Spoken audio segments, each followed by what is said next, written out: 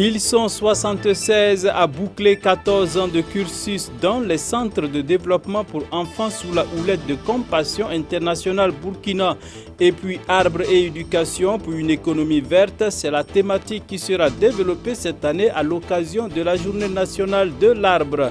Ce sont là les titres de cette édition, dames et messieurs. Merci de nous suivre sur la télévision de la famille.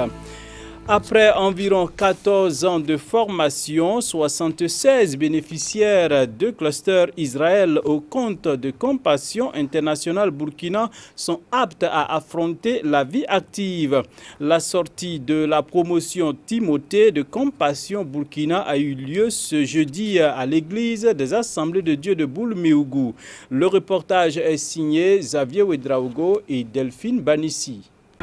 76, c'est le nombre total de ces impétrants du jour. 14 ans durant, ils ont bénéficié des grâces de Compassion Burkina, dirigée par Issa Katem Touré. Et la mission de Compassion, c'est de libérer les enfants de la pauvreté au nom de Jésus. Et la pauvreté sous toutes ses formes, économiques, physiques, spirituelles, cognitives. Et donc c'est ce travail que nous faisons en partenariat avec les églises pour la cause donc, des enfants en situation de pauvreté. Cluster Israël est le nom de cette section de Compassion regroupant 13 églises partenaires.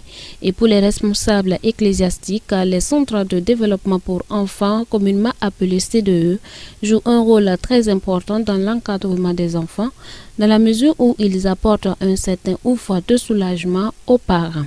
Notre église locale de Boulmeougou AD accueille cette cérémonie. Nous sommes bénéficiaires de ce projet.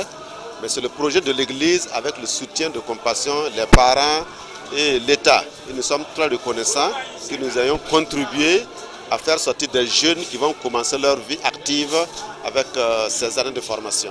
Elle a donné rendez-vous aux impétrants du jour dans 10 ans, 20 ans pour faire un bilan des acquis engrangés au cours de leur formation. Nestorine Sangaré, marraine de cette promotion, attend beaucoup de ses filleuls. Et je compte vraiment sur eux. Je leur ai donné rendez-vous dans 10 ans, rendez-vous dans 20 ans, pour voir quels sont ceux qui vont réussir et ceux qui vont perdre tout le bénéfice qu'ils ont eu et puis retourner en arrière, retomber dans la pauvreté. Je souhaite vraiment qu'il n'y en ait aucun qui tombe dans la pauvreté, mais qui puisse aider leur famille, qui puisse réussir, aider leurs petits frères. Ils ont été pris en charge au plan spirituel, sanitaire, éducatif et bien sûr social. Formés dans la fabrication du savon liquide et solide, ceux bénéficiaires fraîchement admis au baccalauréat se dit apte à affronter la vie active. Il y a plusieurs activités qu'on a menées. Pour certains ont fait des formations en peinture, en auto, et en batik, menuiserie. Mais personnellement, moi j'ai fait la formation en savon, liquide en savon, en chose solide. Et je maîtrise cette formation. Avec les différentes actions que Compassion a menées pour nous, nous leur sommes infiniment reconnaissants. Bon, les mots me manquent pour exprimer ma reconnaissance. Que Dieu les bénisse et les fortifie davantage. Que tout ce qu'ils ont fait pour nous ne soit pas vain. Au plan national, ce sont plus de 95 000 enfants qui ont bénéficié du soutien de Compassion Internationale présent dans 25 pays d'Afrique. Et au Burkina, cette organisation non gouvernementale œuvre avec 343 églises partenaires depuis 2004. Pour cette sortie de promotion, les 76 impétrants du jour ont choisi pour nom de baptême Timothée et s'engagent à refléter la vie de Timothée en gardant tout ce qu'ils ont appris à Compassion Burkina.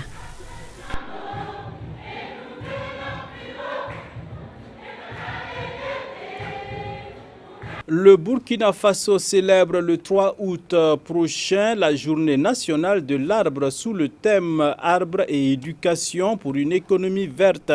La cérémonie officielle aura lieu à Tinkodgo le 10 août prochain. Alors c'est autour d'une conférence de presse que le ministre de l'Environnement, Bassier Batio, a fait l'annonce. Odette Zorgena et Jonas Tondé pour le compte-rendu de cette conférence. L'écosystème forestier burkinabé est sérieusement fragilisé. On estime à plus de 105 000 hectares la superficie totale de forêt détruite chaque année. Et pour y pallier, le ministère de l'Environnement organise chaque année une campagne nationale de reforestation dont les chiffres révèlent entre 2002 et 2016 la production de 9 525 125 plants et le reboisement de 10 428 hectares. Sauf que ces résultats sont encore en deçà de la moyenne car les superficies annuellement plantées représentent moins de 1/10 des superficies détruites chaque année. Et pour faire face à ces situations, le gouvernement a institué la Journée nationale de l'arbre. L'annonce a été faite ce matin par le ministre de l'Environnement. La dite journée sera célébrée dans toutes les régions. Le premier samedi du mois d'août de chaque année, avec un accent tout particulier dans la région accueillant les festivités marquant l'anniversaire de l'indépendance de notre pays.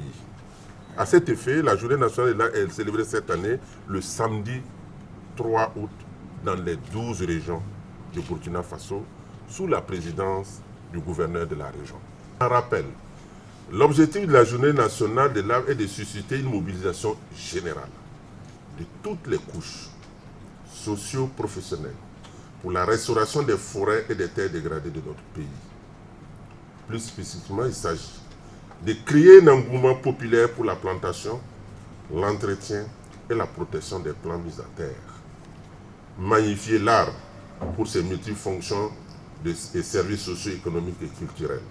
En croix Bassio-Bassier, de nombreuses activités seront au menu de cette célébration qui se tiendra le 10 août prochain à Tenkodogo. Activités qui marqueront officiellement la tenue de cette première édition de la Journée nationale s'étaleront sur 3 jours à Tenkodogo. Ces activités comprennent essentiellement un cross populaire, une opération de plantation d'arbres dans le bosquet de la région et l'organisation d'une nuit de l'arbre. Une occasion de récompenser les communes, associations, groupements et producteurs les plus méritants. Pour cette campagne, un accent sera mis sur le choix des sites de reboisement, sur la promotion des espèces locales adaptées aux sites de reboisement, sur la qualité des plants mis en terre et sur l'accompagnement technique approprié. Arbres et éducation pour une économie verte est le thème retenu pour cette première célébration de la Journée nationale de l'arbre. Et il est attendu à cet effet la mise en terre d'au moins 200 000 plants dans les chefs-lieux des 13 régions.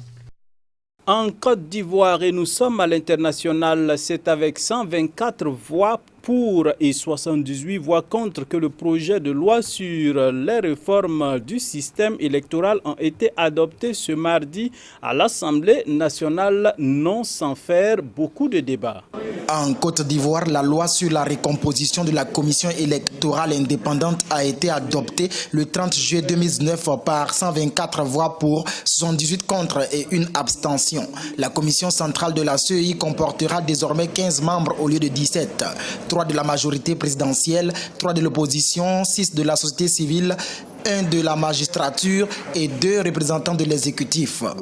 Nous savons ce que nous voulons et nous ne transigirons pas sur les questions fondamentales. Il faut une CEI véritablement équilibrée, une CEI indépendante, une CEI qui peut inspirer confiance à tous les acteurs, une CEI qui peut aussi inspirer confiance aux électeurs. Une partie de l'opposition et de la société civile toujours insatisfaite de la nouvelle mouture de la CEI compte saisir certaines juridictions compétentes, organiser des sit-ins et marches pacifiques.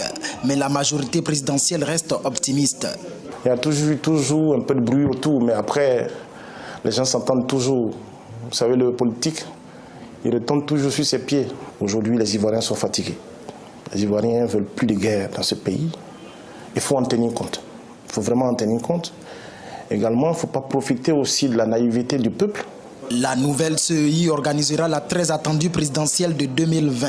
Un véritable test pour une institution toujours décriée depuis sa création en 2001. L'épidémie à virus Ebola qui sévit en République démocratique du Congo n'en finit pas de faire des dégâts. Après la découverte de 3 cas dans une ville frontalière, le Rwanda a décidé de fermer sa frontière avec la RDC. Au lendemain de la mort à Goma, à l'est de la RDC, d'un deuxième patient atteint d'Ebola et la découverte d'un troisième cas dans cette même ville d'environ 2 millions d'habitants, le Rwanda se barricade. Le pays a fermé jeudi sa frontière avec la République démocratique du Congo, selon la présidence congolaise. Conséquence, les Congolais peuvent quitter la ville rwandaise de Gisenyi, frontalière de Goma, mais sont interdits d'y entrer. Kinshasa dénonce une décision unilatérale des autorités rwandaises aux antipodes de la recommandation de l'Organisation mondiale de la santé sur la libre circulation des personnes dans la région. Alors que l'Union africaine mettait déjà en garde contre des restrictions de voyage vers la RDC pour cause d'Ebola. Pas facile pour les pays frontaliers de fermer les yeux alors que l'épidémie de la fièvre hémorragique a déjà tué 1800 personnes depuis août 2018.